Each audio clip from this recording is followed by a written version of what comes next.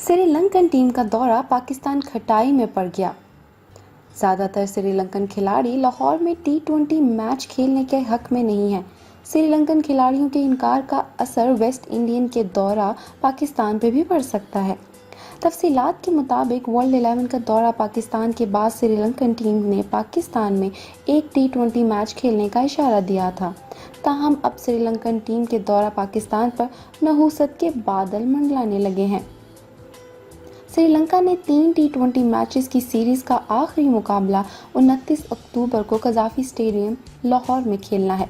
ताहम ज़राए का कहना है कि श्रीलंकन खिलाड़ी पाकिस्तान की मदद तो करना चाहते हैं, लेकिन ज़्यादातर लाहौर में टी20 मैच खेलने के हक में नहीं हैं।